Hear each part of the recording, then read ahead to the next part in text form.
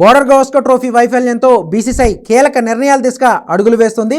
ఆటగాళ్ల ఫామ్, ఫిట్నెస్తో పాటు మరికొన్ని అంశాలపై ఫోకస్ పెట్టింది. ముఖ్యంగా కొన్ని సిరీస్లకు రెస్ట్ పేరుతో తప్పుకునే వెసులుబాటుకు ఇకపై ముగింపు పలకాలని నిర్ణయించింది. సరైన కారణం లేకుండా రెస్ట్ అంటూ తప్పుకోవడం కుదరదని ఆటగాళ్లకు తేల్చి చెప్పేసింది. పలువురు క్రికెటర్లు ప్రాధాన్యత పరంగా కొన్ని సిరీస్లను ఎంచుకొని ఆడుతూ మరికొన్నిటికి దూరంగా ఉంటున్నారు. ఇకపై ఇలాంటి వాటికి అంగీకరించకూడదని బోర్డు డిసైడ్ అయింది. దీనిపై హెడ్ కోచ్ గౌతమ్ గంభీర్కు బోర్డు అధికారులు స్పష్టత ఇచ్చినట్టు సమాచారం. చాలా ముఖ్య కారణం ఉంటే తప్ప తాము ఎంపిక చేసే అందరూ ఆటగాళ్లు అన్ని సిరీస్లకు అందుబాటులో ఉండాలని హెడ్ కోచ్కు బీసీసీఐ చెప్పేసినట్టు సమాచారం.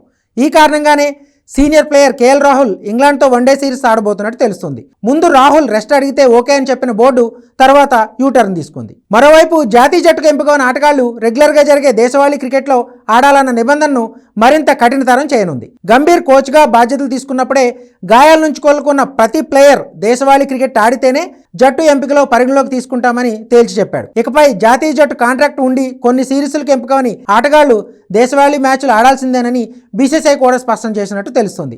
గాయం లేదా వ్యక్తిగతంగా ముఖ్యమైన కారణాలు ఉంటే తప్ప ఎవరికీ రెస్ట్ ఇవ్వకూడదన్న బీసీసీఐ ప్రతిపాదనకు కోచ్ గంభీర్ సైతం ఓకే చెప్పినట్టు అర్థమవుతుంది.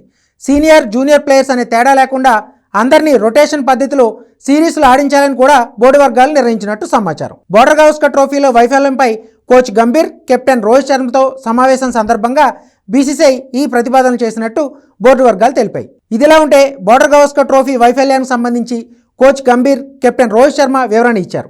అయితే బ్యాటర్ల వైఫల్యమే సిరీస్లో ఓటమికి ప్రధాన కారణమని, బౌలింగ్లో బుమ్రాకు తోడుగా ఎవ్వరూ సరిగ్గా రాణించకపోవడం మైనస్గా మారిందని గంభీర్ బోర్డు వర్గాలకు చెప్పినట్టు సమాచారం. అదే సమయంలో ఆసీస్ పిచ్లపై ఈసారి పూర్తి స్థాయి ప్రిపరేషన్ లేకపోవడం కూడా మరో కారణంగా చెప్పినట్టు తెలుస్తుంది.